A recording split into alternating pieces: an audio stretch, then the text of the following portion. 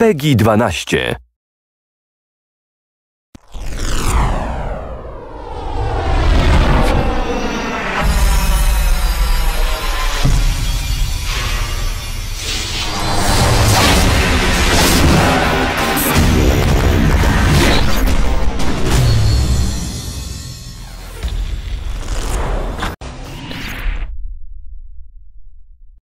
Hello everyone, and welcome to our first enemy spotlight. As fun as it is telling you about all the heroes you'll be able to collect, we wanted to mix it up this time and focus on the enemies that you'll encounter throughout the campaign. For this spotlight, I'll be focusing on a desert planet named Scaldron. Most planets have a single primary genesis type, but Scaldron is unique in that it contains enemies from all 5 of the types. This sector of Scaldron is called the Desert Necropolis. The first enemies that you might face are called hoverbots.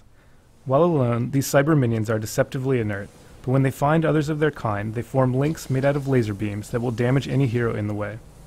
They'll then attempt to form a circle of death, with multiple beams slicing through the middle. There are a couple ways to handle these enemies.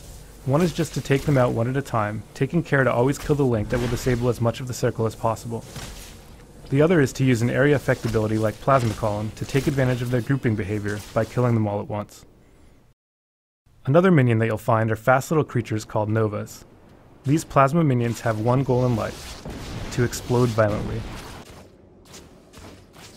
The explosion does no upfront damage, but the burning damage is extremely high for a minion, meaning that there are a couple options. Either you can use a hero like Torque, whose squad ability, Sporogenesis, will cleanse all nearby heroes of all debuffs while also applying a heal over time effect. Or you can simply try to time your switches to clear the burning effect. Remember though that there's a 15-second cooldown on switching, so you'll be vulnerable for a period of time afterwards. The final minion that you'll face in the Necropolis is a quantum enemy called Sinkhole.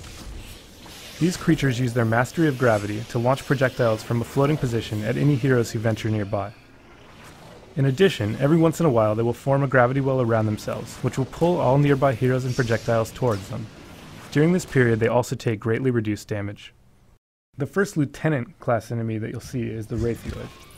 Their first priority is to apply a powerful buff to nearby Darkspore, which doubles their energy damage output.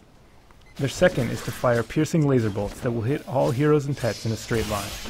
When fighting these Wraithioids, you'll want to spread out and try to take out the enemies that they've buffed as quickly as you can. You will also find Undermines in this sector.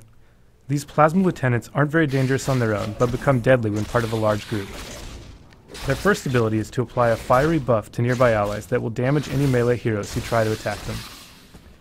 They can also apply an energy vulnerability debuff to heroes, and lastly, their plasma powers allow them to cause heroes to spontaneously ignite from afar. The easiest way to deal with Undermines is to use a ranged hero to pick them off from a distance before they can cause too much havoc. SRS-42 is a good choice because of his Omni Shield ability, which will clear all negative status effects and make him immune to further damage and debuffs for the next 4 seconds. The last lieutenant you'll encounter in this section of Scaldron is the Acid Shell. This is a bio enemy that is highly energy resistant, meaning that you'll generally want to use melee heroes to attack it. However, when Acid Shell gets to half health, it will withdraw into its shell, becoming immune to physical damage, and begin emitting a poisonous cloud in all directions. At that point you'll want to back up and switch to a ranged character because the energy resistance is gone while it's inside the shell.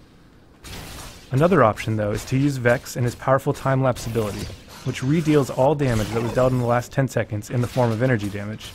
So you can melee an Acid Shell down to half health, and as soon as it withdraws, hit time-lapse for the instant kill. If you're interested in seeing more, feel free to subscribe to our YouTube channel, Darkspore Game.